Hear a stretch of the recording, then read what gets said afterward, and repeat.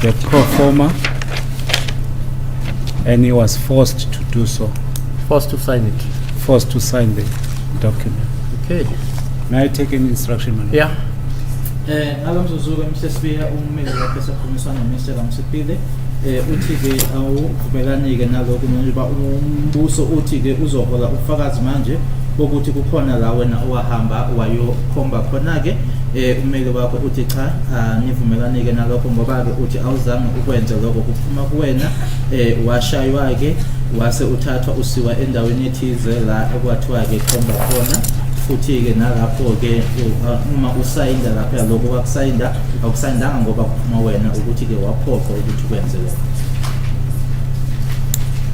My Lord, may I make a slight correction on the instruction where the accused was taken from? He was taken from Albertine to a certain place. From Albertine to a certain place. That's correct, my Lord. And from that place to the hostel. And from that place to the hostel. Which hostel? That's correct. To the hostel. To the hostel, Basutu Hostel. Oh, I see. Yes, Basutu to be specific. Hostel. Where is Basutu Hostel? It's in Fort Loras. Okay, fine. Nokuthi ke wathathwa ke eAlbertine wasiwa ke endaweni ethize suka ke endawo ethize wasiwa ke hostel okuyibasutu hostel ese-Fort Loras. Okay. Okay. Mr. Mlisi, then there's a precursor here, ne?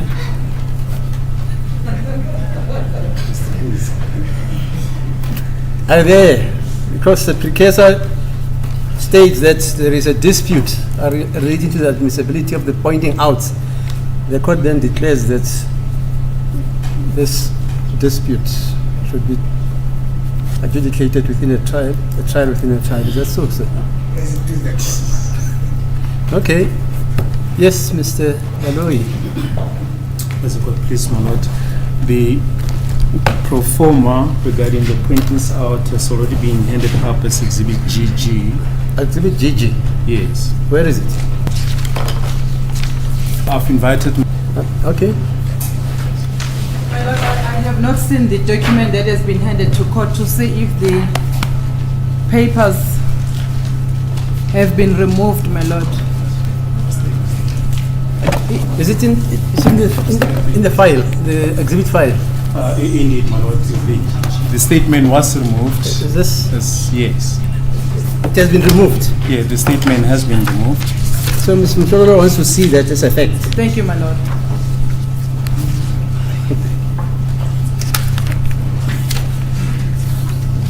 Only the pro forma was handed up.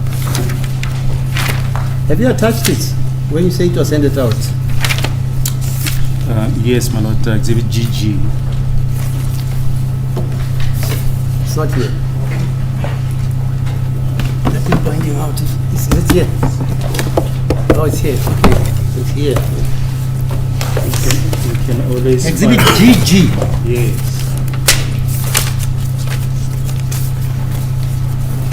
Rose, it's not here.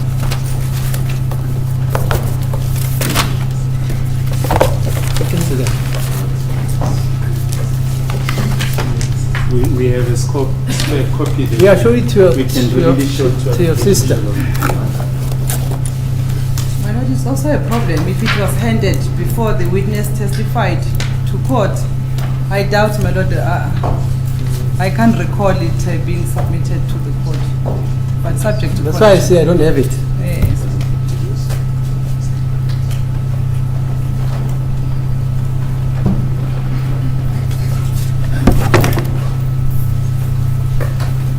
So this is the one, GG. My recollection of it was also It's the first time I see it, but Mr. Ngomezulu says there's nothing contentious about it. What does that mean, Mr. Ngomezulu?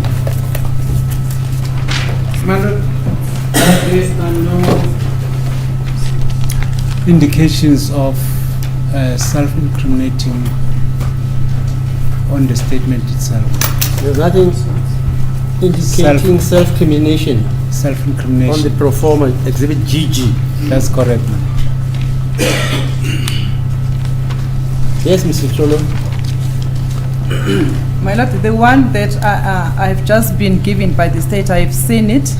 I confirm that those pages have been removed in this pro forma, my lord.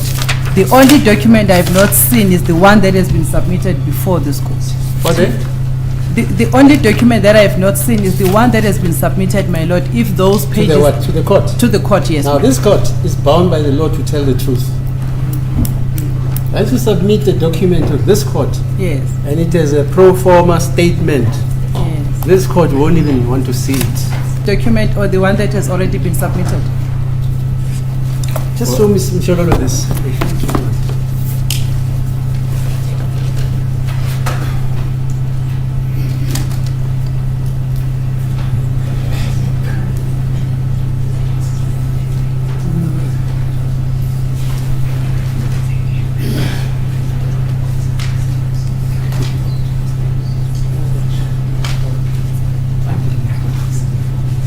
Thank you, my lord, for the indulgence. I've seen the document, man. Yeah, but I'm telling you, this judge called Pratam Patel will never preside over a case where he sees a disputed document before it has been seen by the defense. Never, never. As the court before. Please. I think there's also an ethical duty on the state not to submit any document that hasn't been proven, a statement that hasn't been Yes. proven. We will not do that, my lord. Yeah, okay. My lord, photos 2 and 7 have already been handed up as annexure GG in brackets. Photos. Even those photos, I haven't seen them. I'm starting to see them now, if they are here. Where are they? Photos 2 to 7, they should form part of the bundle. Just show me this. But what has never passed through the evidence of the court, I don't deal with it. Because there's no evidence predicating that.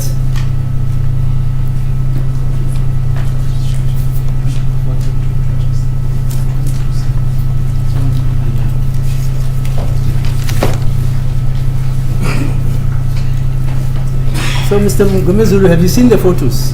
I've seen a lot. How many are they? Because I am only seeing, I am going to see the photos now. I haven't seen them.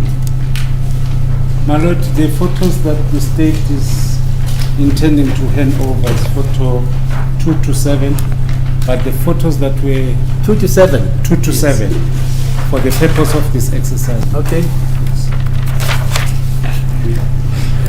I see there's an extra photo. Can I just remove that? Photo 1. Where are the originals? The originals are Oh, they are with the. with the witness. Yeah.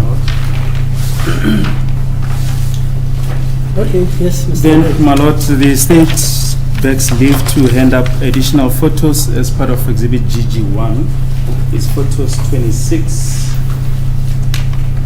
up to 31. They were previously also handed up to the defense. Yeah.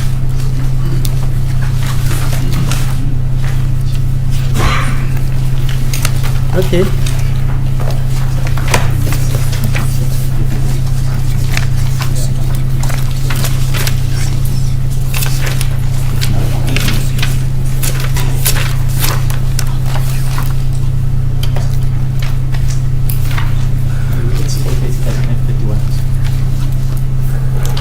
They are in the bundle.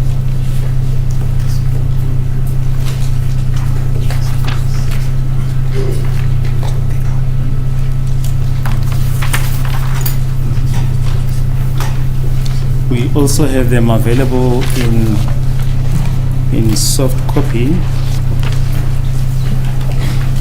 They will be shown should the need arise. Yeah, but the point is, does the defense have them? Indeed, my lord, they were given to the defense. Okay, fine.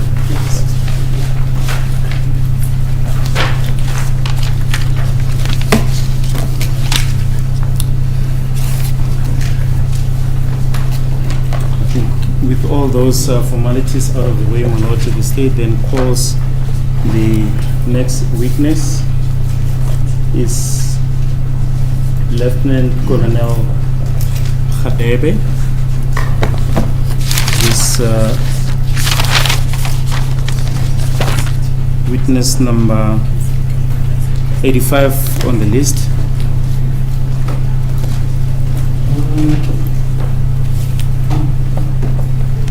Yes.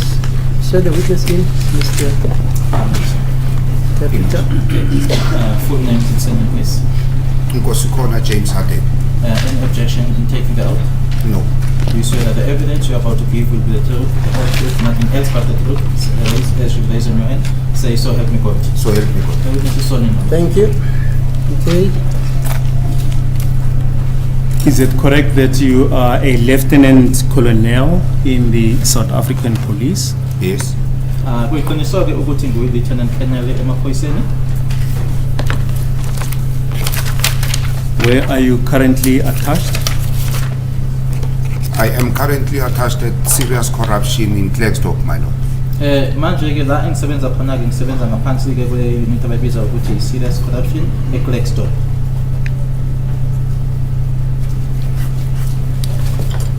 Can you put your career history on record? When did you join the South African Police? My lord, I joined the South African Police Service in 1987. Ngiqale-ke ukusebenza emaphoyiseni ngo-1987. I went to training at Hammanskraal in 1988. Ngo-1988 ngase ngiya-ke kuqeqesho noma-ke ku-training e-Hammanskraal. After my training, I was transferred to the detective services in Klerksdorp.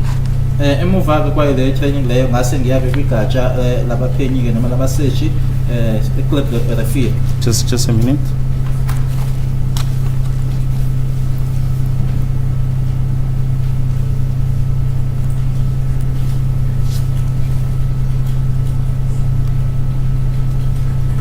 Yes, you may continue.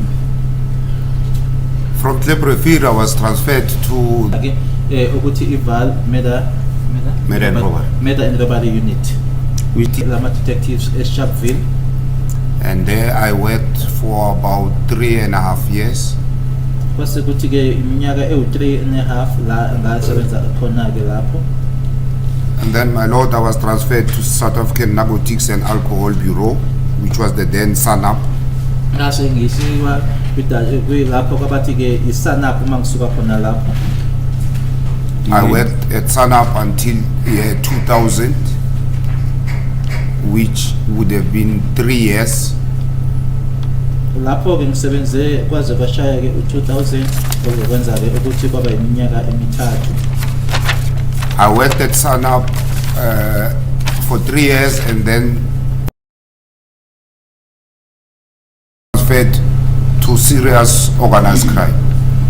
Waseke evalwa-ke uSANAP sonke-ke sathathwa-ke sasiwa la khona-ke ubizwa ngokuthi-ke is serious organized crime.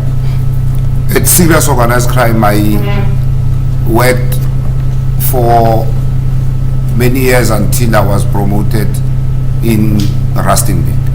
Ngisebenze lapho-ke iminyaka eminingi-ke kwaze kwayisikhathi la esengihushilela khona-ke ngesikhundla hushilela eRustenburg. I was transferred to Rustenburg in 2019, my lord. Ukuya kwami-ke eRustenburg ngiye ngo-2019. I've worked various sections within the serious organized crime, namely national priority violent crimes, drug enforcement section, just a minute. Ngisebenzeke kwindawo noma-ke kwima-unit amaningi-ke phakathi lapho-ke kuyona-ke i-serious organized crime and project investigations. kanye nokuphenya-ke noma-ke ama-projects. And where were you based when you were attached to organized crime? I was based in the Valrent, my lord. ngaleso sikhathi ke ngangisebenzela khona ke eVal.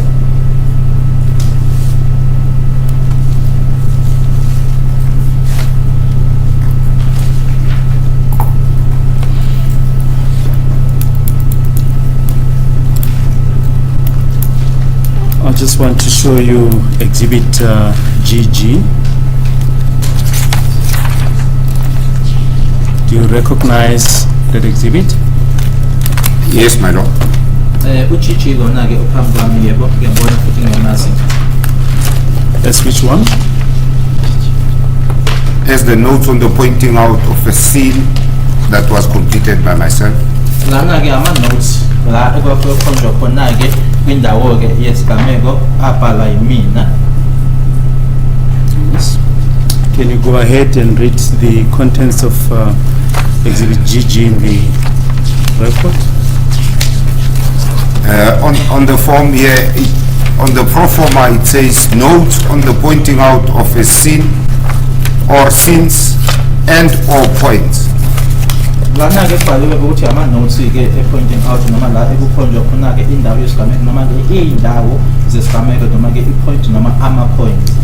Just before you proceed, have you conducted pointings out before? Yes. Before this particular one? Yes, my lord. Bangasilona ke ihlandla lokuqala leli ke khona ke angake ngawenza ama pointing out. How many more or less before this particular one? My lord, I think it's about 4 before this one. Ngathi ke ayo 4 ngaphambilini ngaphambi kwayona lena ke pointing out engawenza. Yes, you may proceed. And then it says, describe the precise circumstances preceding the pointing out of a scene or point out. Lana ke iyachaza ke noma ithi ke awuchazeke izimo ke ngaphambi kokuthi ke uhambe ke noma ke uyofinyelela kuyona ke le ndawo yesigameko noma ke i-pointing out leyo. On 1, it says, who approached the officer to take charge of such pointing out? Bese kunombuzo ke laphana ukuthi ubani ke ozeke kuyona ke officer noma ke iphoyisa lelo ke ukuthi libe yilona ke elihola leyo pointing out noma lokho khomba lo. I then wrote Lieutenant Colonel Gininda from Head Office Detective Services. Base ngibhala ke ukuthi uyena uLieutenant Colonel Gininda obuya khona ke head office kwi service yabaphenyi noma yabaseshi. The date, my lord, is 2020 0604, though I made a mistake on the form and wrote 0504. I-date ke u-2020 0604 kodwa mina ngenza iphutha ke ngabhala 2020 0504.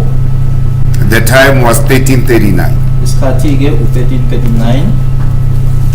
And then on point 2, it says, how was the officer approached? Twice and left by telephone. Bese kuba nombuzo ke ukuthi wasenziwa kanjani ke noma kwakhulunyiswana kanjani ke ne-officer leyo ukuthi kwenze lokhu ngase ukuthi kwenziwa ngokuyena mathupha noma ngenye indlela ngazicisha lezo imbili ngayisula kwatsala ke ngocingo. And further, I wrote, can you? Leyo pointing out leyo. The answer is, can you please obtain a pointing out on my case? Impendulo ithi ke ungasiza yini ukuthi wenzeke pointing out ecaleni lami. And it said, and then the pro forma says, read to the suspect at, and then I wrote Alberton SAPS on this day, 5th day of June 2020, and at office number 31 Alberton SAPS.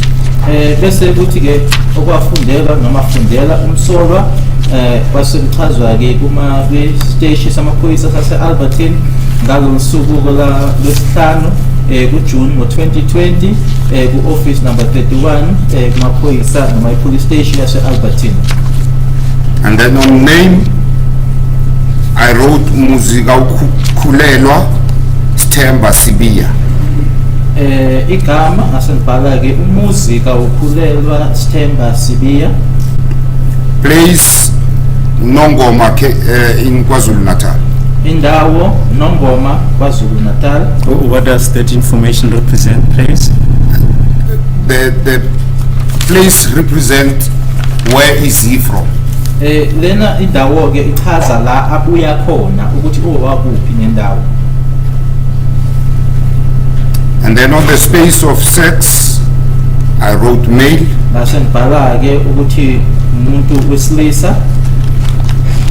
On the address, he could not give a specific address and mentioned that he uses Ngoza Primary School as his address because there are no physical addresses. Ikheli ke wase banganakodwa ukuthi anikeze ngekheli ekuyilona wase echaza ke ukuthi ke usebenzisa ke uNgoza Primary School. On his age, he gave 34 years of age. Iminyaka yakhe ke wasethi uneminyaka u34. And then it continues, apparently in his sound and sober senses appear before me, Police Officer Lieutenant Colonel Hadebe. Bukeka ke umuntu ke osengqondweni ke ngokuphelele indlela ke angayo ngaphambi kwami iphoyisa uLieutenant Colonel Hadebe. Appointed as Justice of the Peace for the Republic of South Africa.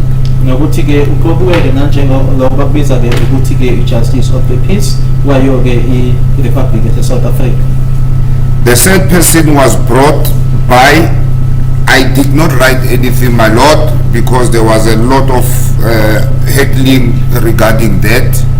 I had to end up moving to sign for the accused myself. Lapha kubhaliwe ke ukuthi walethwa ubani angibhalanga lutho ke lapho ngoba ke kwakumushu nje eziningi mala nalo kwadingeka ukuthi ngihambe ke ngiyomsayinjela mina ke mathupha umsoka. Where did you sign him out? I Ke incwadi esibiza ngokuthi ke iOB noma ke current book which is kept in the SAPS cells at Albertine. egcinwa ke kuma cells ke SAPS eAlbertine.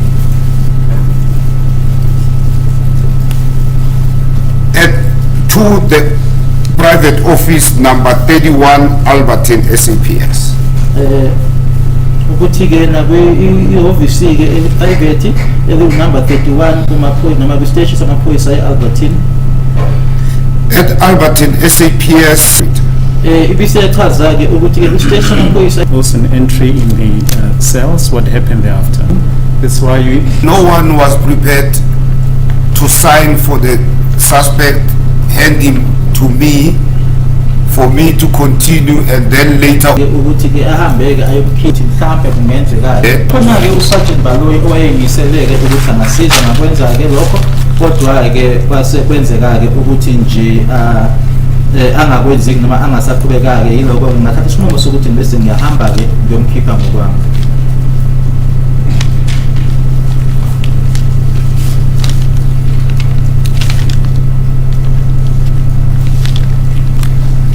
They get out to me.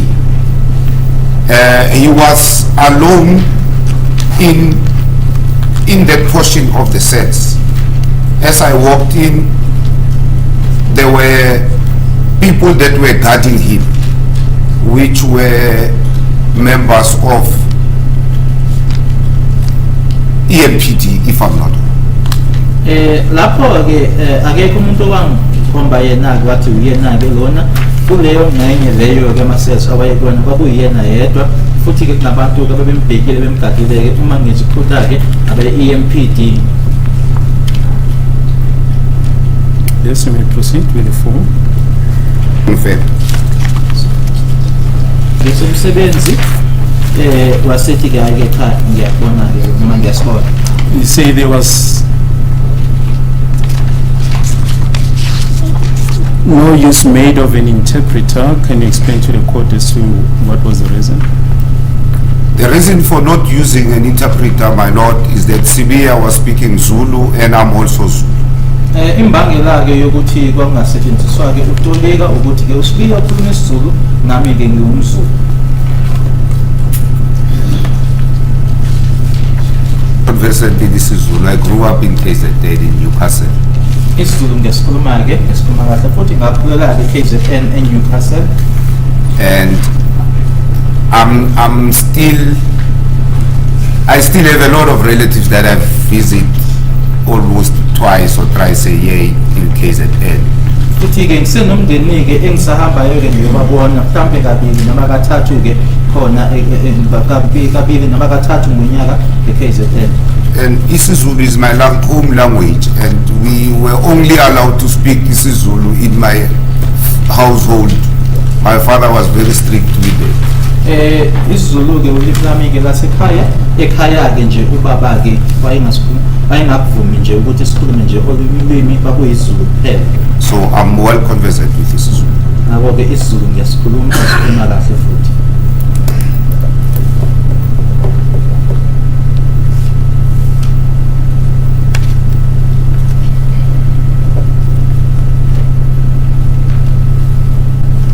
Proceed. On the following page, it says, the said was asked whether he was informed of the reason for his arrest as prescribed by Section 35 of Act 108 of 1996, which is the Constitution. So, and on a drug dealing charge, if he does not remain silent. Make any confession or admission that might later be used against him. Number 4, he was also informed that he has the right to consult with a legal representative of his choice, and if he cannot afford the services of such legal akhe-ke anawo-ke lakhona-ke kuyena-ke u-Section 35/1996 okokuqala-ke ukuthi unelungelo lokuthi angathula angasho lutho, wase etshelwa-ke ukuthi unelungelo lokuthi angathula nokuthi futhi-ke imiphumela-ke ingaba yini uma ekhetha ukuthi angathuli, nokuthi-ke wase exwayiswa-ke ukuthi akaphoqelekile ukuthi avule isifuba noma avume, nokuthi-ke lokho kungathi-ke kusetshenziswe ngakuyena nanjengobufakazi. Wase exwayiswa futhi ukuthi unelungelo lokuthi-ke angakhulumisana nommeli oqokwe noma okhethwe uyena, nokuthi uma kuwukuthi-ke akafinyeleli ukuthi-ke amkhokheleke loyo mmeli noma ukuthi akam-afford-ke unelungelo-ke lokuthi umbuso ungathi umkhokele noma-ke umkhethele ummeli, nokuthi uma kuwukuthi-ke uyingane esencane unelungelo lokuthi kube khona-ke umuntu wakibo noma-ke owomndeni, ummeli noma yimuphi omunye umuntu okhethwe uyena ngaphambilini kokuthi-ke enze istatimende leso, avume avule isifuba nokuthi ayokhomba. Ngase ngimbuza-ke ukuthi uyazizwisisa yini lezi xwayiso engikunikeza zona, waphendula-ke wathi yebo ngiyazwisisa. Now, this law that you've quoted, Section 35 of Act 105 of 1996, which law is it? What is it commonly known as? It's known as the rights of an accused person. Lo mthetho-ke kuthiwa umthetho ohlomela lona-ke u-35 1996-ke umthetho owaziwa-ke noma omayelake namalungelo omuntu owumsolwa noma umuntu oboshiwe. Yes, but where does which it is lie? entrenched in the Constitution of the Republic. Awukhona-ke kumthetho sisekelo-ke we-Republic.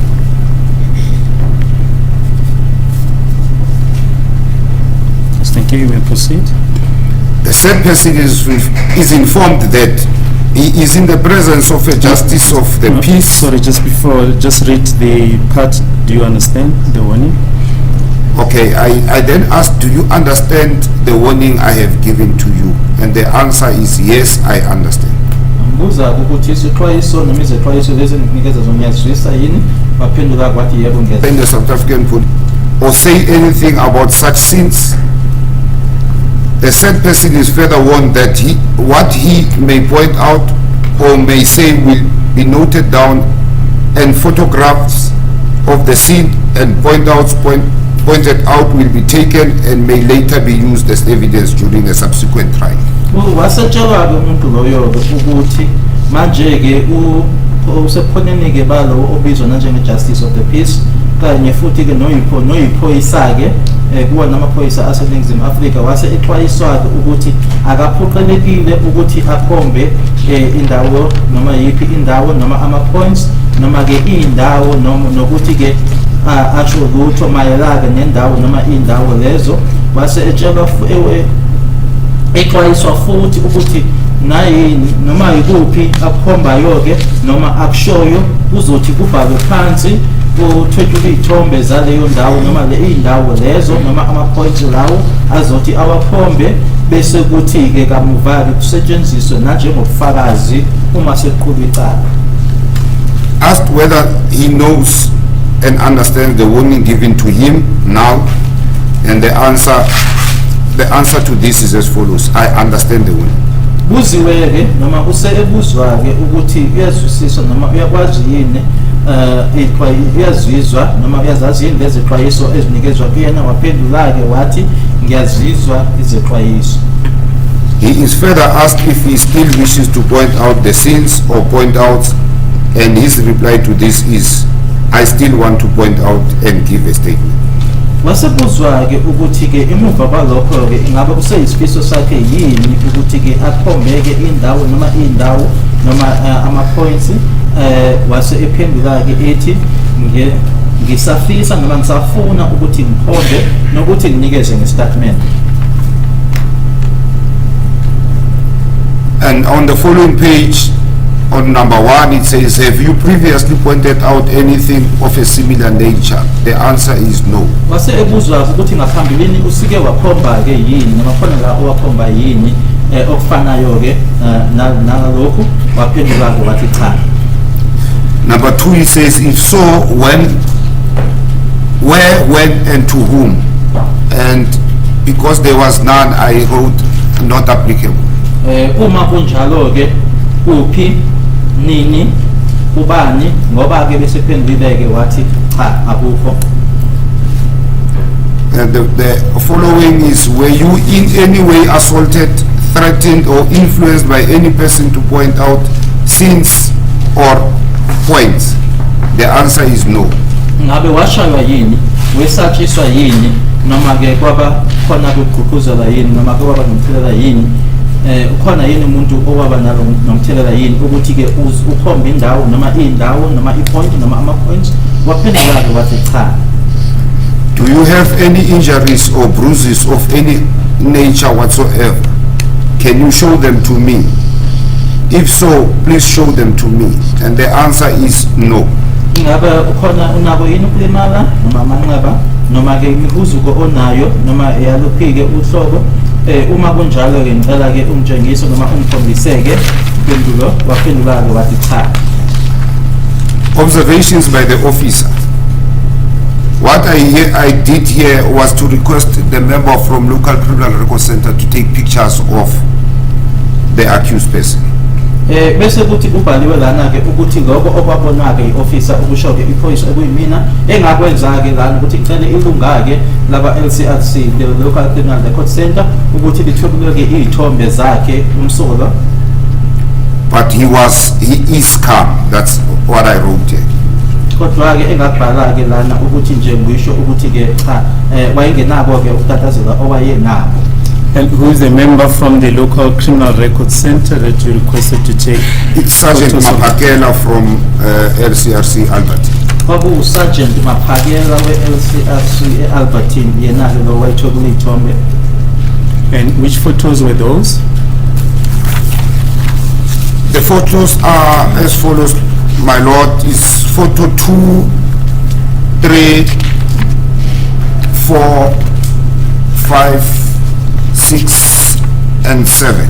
Iy'thombe yilezi-ke u-2, 3, 4, 5, 6 kanye no-7. We'll also just show them on the screen for the benefit of the accused. Can you just indicate which photo is it? That is photo 2. Number 2.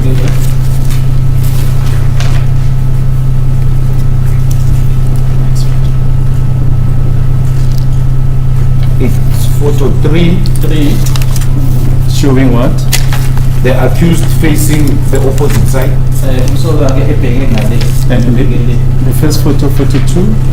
It shows the accused facing to the front part, facing me, and the person taking the picture. It's photo 3.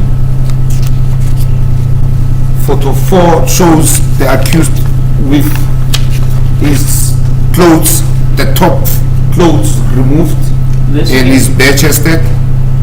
Lesike isithombe esikhombisa-ke umsolwa-ke engagqoke lutho lana ngaphezulu, which also was to in confirmation of any injuries, that he did not have any injuries on his body. nalokhu-ke kwakuyinkomba-ke ukuthi kwakungekho-ke ukulimala noma noma ayenawo emzimbeni wakhe. Photo 5 shows the accused looking to the left hand side, Lana-ke itshengisa-ke umsolwa-ke ebheke kuhlangothi lwangaku-left, still not wearing anything on top. engagqokanga lutho-ke la ngaphezulu. And Also, the aim being the purpose is to check any injuries on his body. Nala ubheka-ke ukuthi khona yini ukulimala okwakhona-ke emzimbeni wakhe.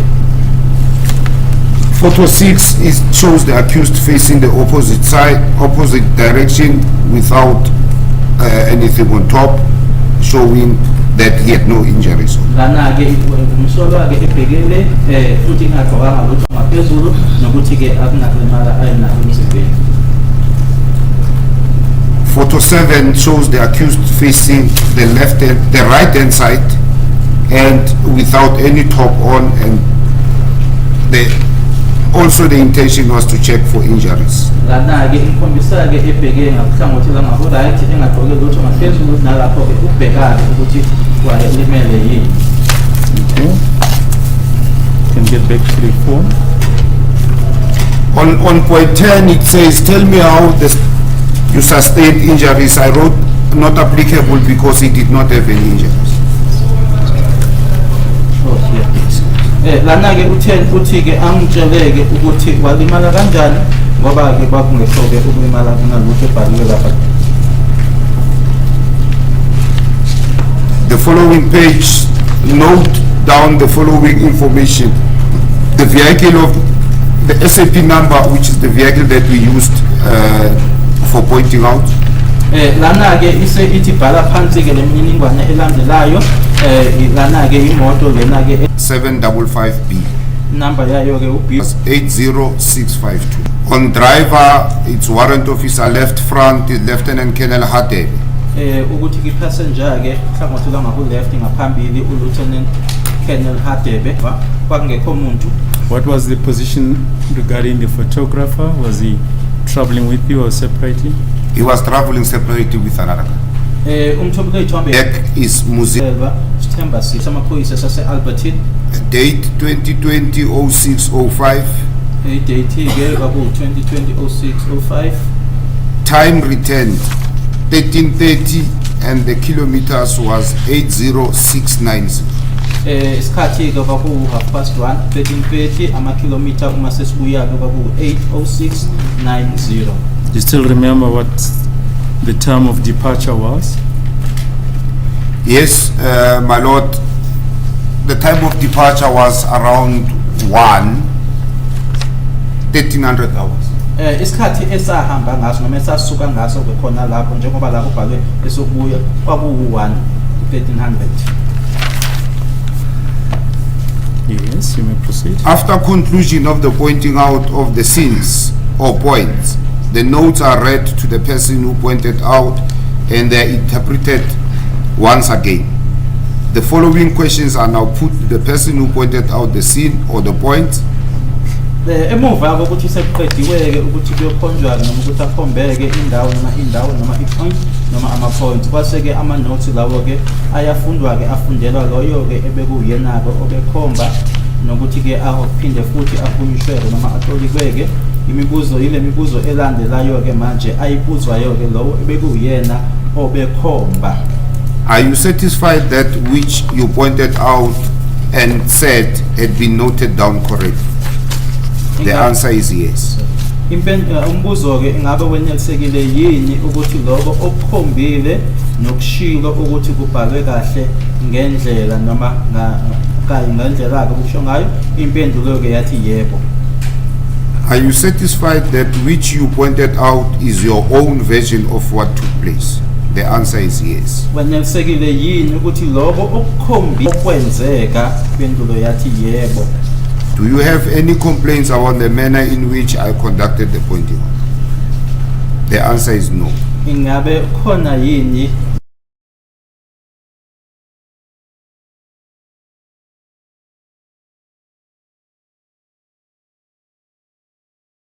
pendulake wathi cha. Are you satisfied with the interpreter? The answer is not applicable. Ingabe unesekele yini ngotolika wayengekho ke umtolisi. And the following page says, place Albertine, date 2020-06-05, time 2020-06-05 isikhathi 40 signature on where it says signature officer who conduct the pointing out. bese ngasayinda Opponent did he append his signature anywhere on the document, exhibit GG? His signature and thumbprint, I placed it on every page of the pro forma, my lord. ukusayinda kwakhe ke yena kanye futhi nesithupha sakhe ke khona ke ku-page ngayodwa yayo ke i-form then. And on all the pages, and where on point 12, where it wants signature and right thumbprint of the person who pointed out the scenes, I placed his thumbprint and he also placed his signature there. Yes. Page 5, I think. Yes. Bese kuthi ke ku-point 12 ila khona ke ingantela khona ke noma wayesayinda khona ke futhi ke asebeka khona ke isithupha sakhe kanye futhi nokusayinda. And when was this done? When was the signature and thumbprint appended? On the same day of the interview, of the pointing out, my lord. Lokho ke kwenzeka ngaleli langa ke akhomba ngalo ukuthi ke asayinde futhi abeke nesithupha sakhe. But was it after the conclusion of going through the form with him, or at what stage was it? After having gone through the form with him, that is what we did in terms of his signature and the thumbprint. Usemuva kokuthi ke iform lena ke sibheke yonke ke manje khomisana noma ngifundela iform yonke ila bese ngicela khona ukuthi abeke isithupha sayinde futhi. But paragraph 12 refers to after the conclusion of the pointings out. Yes, my lord. Paragraph 12 comes after we have went and came back.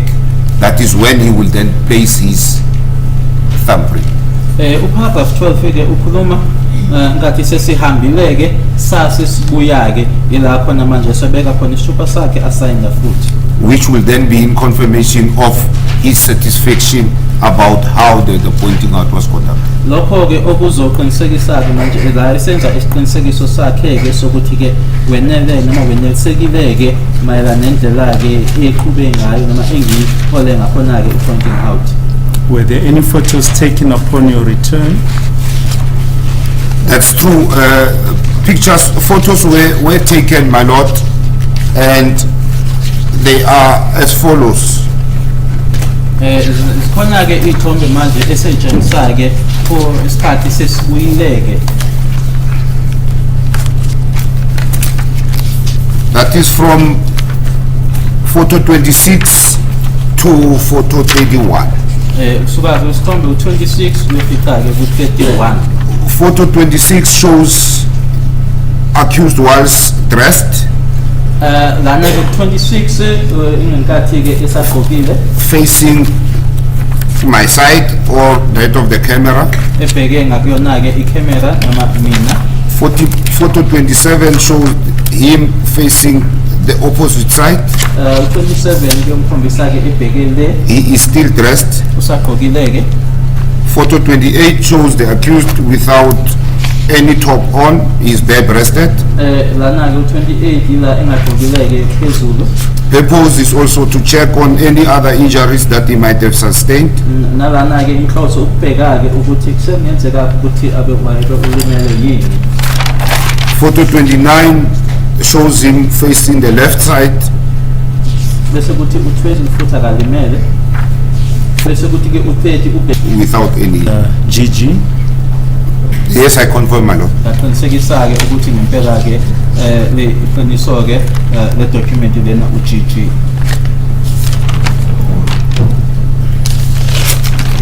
And just one last aspect. In which capacity are you attached to the Klerksdorp serious corruption? I'm the unit commander. Thank you, my lord. That is all. Yes. Mr. Commissioner, any cross-examination? Court pleases, my lord. Sir, may I just confirm if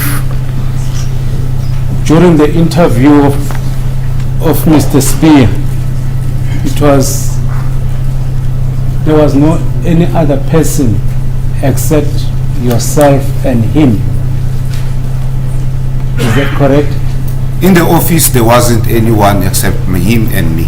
Kwi-ofisi-ke la engangikhulumisana ngixoxisana khona-ke nomnumzana Sibiya kwakungekho omunye umuntu ngaphandle kwakhe nami. All right. So, in other words, this means that the court just now. Do you agree? That's true, my lord. Yebo kuyiqiniseko ukuthi akekho ongabizwa-ke azoqinisekisa lokhu engiqeda ukutshela inkantolo. Firstly, let's get in terms of proximity in terms of time. A request from Colonel Gininda on That's true, on the 5th of, Nkathi ngicela according to this pro forma, 4th of May. Do you see that? Yes. ngiyabona-ke ukuthi yona-ke ifomu ibhalwe 4 May. So in Gininda. Yes, hence my explanation to the court. Yebo-ke yodwa lena-ke ebhaliwe lana kusiyona-ke ingakho-ke bese ngichazileke ngaphambilini ukuthi-ke iphutha leli ngale ndlela ebhalwe ngayo. Prior to the handing over of this document to the defense, and the defense had to consult with abameli kufanele ukuthi bahlale phansi bakhulumisane-ke nabasolwa. When did you realize this mistake? Conducted the interview. My lord, that was after the defense had been. So in our consultation with the accused, it has been made clear that the 4th of May 2020 could not be the date in which you interviewed the. And what was the method or the way of rectifying it before it was handed over? Oh, sorry, it was handed over. You realize it after. But was there any other way that you could rectify it except correcting it under oath in court? My lord, I submitted the documents to the investigating team on the very same day. I would not have had time to correct it.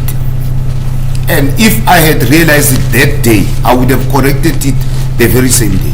So I had no access to the document until I came for consultation. I-document engekho-ke ithuba manje lokuthi sengalungisa-ke uma kuwukuthi kwakuyinto-ke engayibona ngaleso sikhathi noma ngalelo langa-ke ngangizolungisa-ke lelo phutha lelo-ke angiphindaka ngingahlangana nayo-ke i-document lena kwaze kwayisikhathi la esengizo-consulta-ke nomshushisi. So you maintain that you received a telephone call from Colonel Gininda on the 4th of May 2020 at 13:39, approximately 20 to 2. My lord, I received a call from Colonel Gininda on 2020-0604. Mina-ke ilanga-ke ngathola ngalo-ke i-call-ke namKenneth Gininda kwaku-2020-0604. It seems that you conducted the interview on the 5th of June 2020 at 20 to 2. That's the correct date in which you received. yiliphi-ke ilanga lelanga eyi-5 zikaJune engaba ne-interview nomsolwa ngalo? I just want to correct the time because I can see you started with the first mistake of the 4th of May. The second mistake is on the time in which you receive. Ngibhalile-ke la ukuthi-ke isikhathi engathola noma-ke isicelo safika ngalo u-13:39. And on the same day, in paragraph, I'll just confirm it now.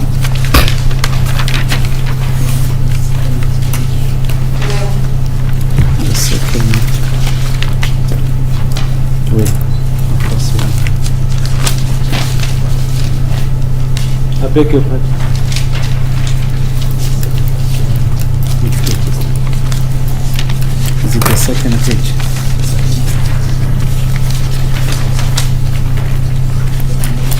You said you returned, you did not specify. You talked about the time you returned. Do you see that? You said 13:30. Yes. Yebo ngishilo ukuthi isikhathi esabuya ngaso u-13:30. Was it the same day as the time you received the request from Gininda? My lord, it couldn't have been the same day. I said I received the call on 2020 0604. The following day I went and did pointing out. Engikushilo ukuthi bengeke kube ilanga elilodwa. Ngishilo-ke ukuthi uma ngicelwa-ke uyena uKenneth Gininda kwakuyi-4 zikaJune 2020. Ngelanga elilandelayo-ke ngase ngihamba ngiyokwenza yona-ke i-pointing out.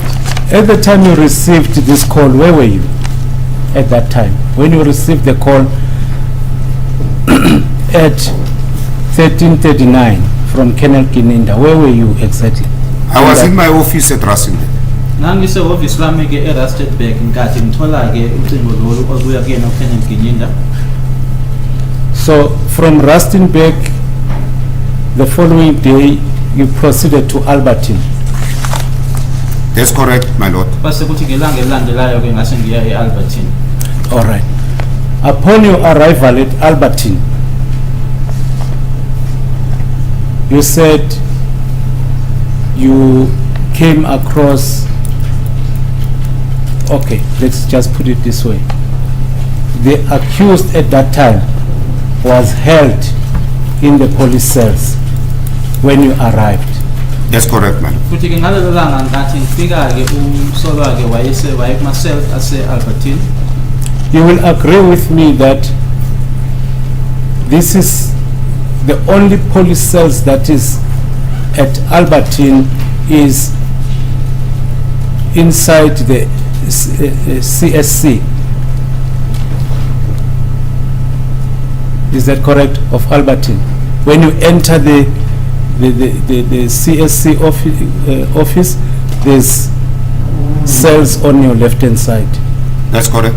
Yebo ke uma ungena-ke CSC khona e-Albertine kunama-cells kuhlangothi lakho la kwaShopmile.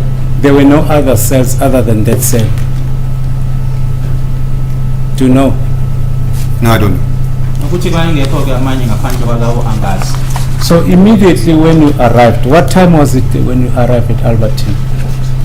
More or less. I arrived at Albertine at around 11:30. Isikhathi engafika ngaso-ke e-Albertine kwaku-11:30.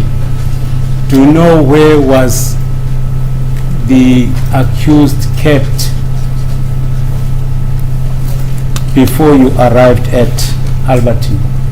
Or which police station was he kept? No, I don't, my lord.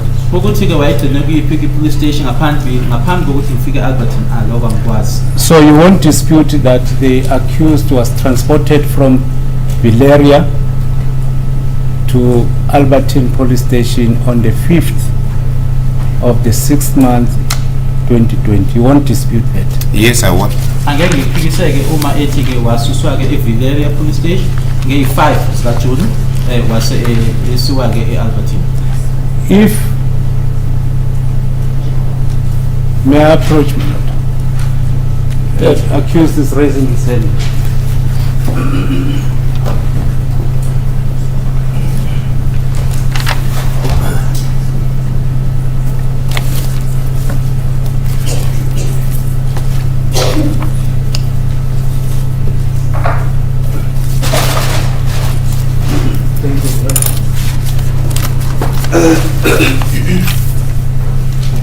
All right, let's just put it straight as per my instruction. Accused person was transported from Valeria to Fosloras police station, to Fosloras. The nature of the assault was choked with a plastic bag in his face. Will you comment on that? My Lord, I don't have any comment on that, but I believe that he would have reported that to me. Ukuthi ke wathathwa ke eVileria wase esuka ke eFosloras la ashaywa khona ke base bemfaka ke iTube ngayo ke uplastic ebusweni akukho engakusho kulokho kodwa ke ngiyakholwa ukuthi ngabe ke wangitshela ke uma ukuthi kwenzeka lokho. We'll reserve the issue of reporting to you, but I just want to narrate the instruction of accused number 1 Sibia. After he was assaulted from Fosloras, he was then Asilutho ke ngalokho ukuthi emuva kokuthi seshaywe ke eFosloras wase esiwa ke eAlbertine. all right. It's your evidence that no one handed over the accused to you. That's Yes, your my lord. evidence. Yebo kubufakazi bami ke lokho ukuthi akekho umuntu owamdlulisela kumina. And the reason that you have advanced before this by any person in relation to the fear of him escaping, that's not a genuine reason. Do you agree? My Lord, it is a genuine reason. Lokhu kokuthi ke akekho owamdlulisela kumina ke ngoba ukuthi kwakuthi bayesaba ke ukuthi mabaleka izathu leso ke engathi kumina ke siyazwakala noma sinento ke ebambekayo. In terms of escape from lawful custody, when investigation is started, it starts with the person who signed for the accused Uma or a suspect. uma kuwukuthi ke kunomuntu ke obalekileke umuntu lowo ke eboshiwe uqala leyo ke lokho kuqala ke ngomuntu lowo ekuyena osayindile ukuthi ke umsolwa aphume. Say, I will demonstrate to the outside people, although it was not verbatim said by you. You said they did not want to account because they were scared of. Ukuthi ke akekho wayefisa noma wayefuna ukuthi ke abusayindeka amkhiphe ngoba ke besaba ke ukuthi ungabaleka. And there was no attempt to escape when you arrived. He was under police guard. When you approached the SAPS Albertine, you said there were Metro Police officers that were there. Yes. Shilo ke ukuthi uma ngifika lapho ke kwakukhona ke babembhekile futhi khona ke nabe EMPD. What were the prospects of escape if that would be the reason for An officer for a pointing out or a confession, that particular person gets signed out by a specific person to hand over to an officer. Uma kuwukuthi ke uma kuwukuthi umuntu uzokhishwa ke lo muntu uzondlulisela ke ku-officer noma ke uya ke kwi-confession noma ke kwi-pointing out kunomuntu osayindayo ke amdlulise. but in this case Person will be investigated. So if police are scared of handing a suspect over to me who they had signed for, I see no issue there, hence I went and signed for him. Uma kuwukuthi ke kunento eyenzakalayo loyo ke ekuyena osayindile uyena osayindile uphenyo luzoqala kuyena. Uma ke manje amaphoyisa ke enenkinga noma ke engafuni ke ukuthi asayinde ukuthi ke ubani ukhishwe uyena emaselini angiboni kuudaba noma kuyinto ke ethi because it should have been indicated on that form the reason why there was no one to hand over. The form, my lord, says the accused or the suspect was handed over to me by. By who? So there is no one who hands over the suspect to me. Hence, I scratched it out. Iform yona ke uma la ngendlela ke ebhalwe ngayo uthi umsolwa ke wase endlulisela kumina kodwa ke akekho umuntu owamdlulisela kumina ke. The accused person, you found him in the police cells. The accused, who did they give you the keys to open for yourself? Keys they opened for me. Abangikezanga ikhiya ke ibona abangivulela. To do what? To receive the suspect that they did not want. That not mean handing over, according to you, because they let the doors open for you. In terms of the pro forma, my lord, the pro forma says he was brought to me by it. I went and fetched him. Ngoba le form mina ke Accused need for an interpreter to be present. Is that what you are telling the court? Yes, my lord. engikutshela ke lenkantolo ukuthi isiZulu ngiyasikhuluma naye ke umtholi kuya ke kwanongoba yingakho ke sasingekho isidingo ke sokuthi kube notolika. But the English. and you had no dual responsibility to interrogate and to interpret at the same time, especially. My lord, we communicated in isiZulu. I wrote in English. I read the document to him and we agreed what I wrote was the true reflection. Sasikhuluma ke ngesiZulu kungaleyo ndlela ke noma kuyiqiniso. My lord, may I approach the prisoner?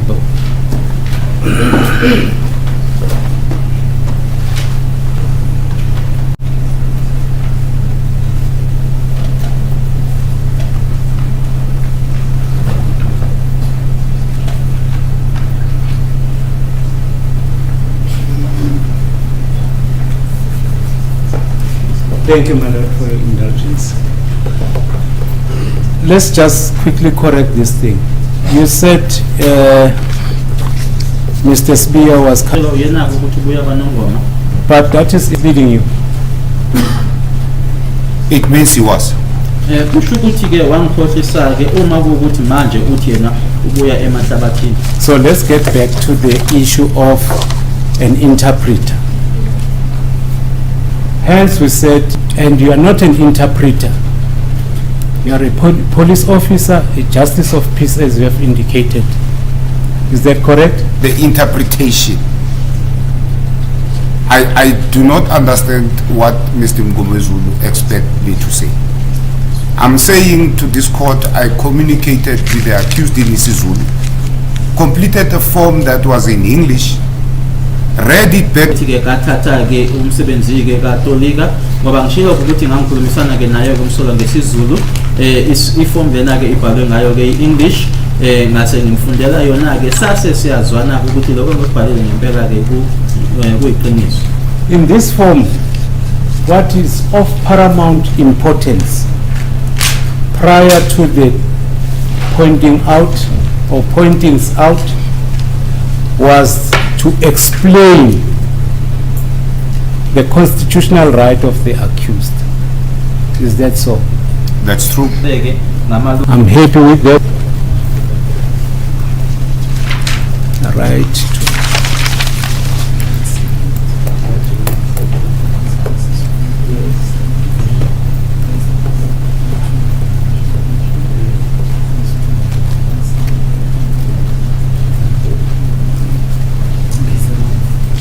Thank you very much. Say, from the right to remain silent, you even explain the consequences of not remaining silent. That's true. Kuloko bokuthi ke angathula angasho lutho ngimtshela ke nokuthi imiphumela ukuthi angathuli. You got from the accused. The answer was yes, I understand. Do you understand? Is there anything else he said other than yes, I understand? If there was anything else, my lord, I would have mentioned it on the document. Ngaphandle kwaleta ke impendulo ebhalwe lana ke ukuthi yebo ngiyezwa uma kukhona okunye awayekushilo ngabe ke ngikushilo ke lokho. Say, let us be realistic. You are asking, you are informing the person about his rights, that person, after he has been informed, you're the one who owes such an explanation to him. He says to you, yes, I understand. So you expect him to understand, and what is your answer from what you understood? You don't make a follow-up on that one. You are happy with the answer. Yes. ukuthi ke bangangilindele okunye noma asho okunye yebo mina ngeneliseka-ke uma ethi yebo ngiyezwa. I will take it as a no, he did not understand, because you did not make a follow-up in terms of what was he going to respond on what you have read to him. My Lord, my communication with the accused after I had explained to him was, do you understand the warning I have given to you? And he said, yes, I understand. Ekukhulumisana kwami naye-ke Of my question. My question is, the positive answer, he said, yes, I understand. But you never made an obligation to say, what do you understand from these rights that I've explained to you? And you never solicited any answer from that answer to say, I understand. My Lord, there was no reason for me to further inquire, because I read the rights, all of them, to the accused. All right. If he says he understands what I informed him of. Kusasingekho-ke isidingo sokuthi ngiphinde futhi okunye ngoba-ke amalungelo ngamfundela onke, wase esho-ke ukuthi-ke uyezwa, uzwa lokhu mina engimxwayise ngako noma engimfundele kona. Let me give you an example. He says, yes, I understand the right to legal representation. My Lord, it has been indicated that it's time to adjourn for the next day. So now what time is it? It's just after 15:30, we can adjourn. Colonel, are you available tomorrow? Yes, my Lord. From Rustenburg, you travel from Rustenburg. No, I'll be at home in Gauteng. Yeah. How you got? Okay. I was going to ask about the potholes. Okay, tomorrow. Thank you, my Lord. Let's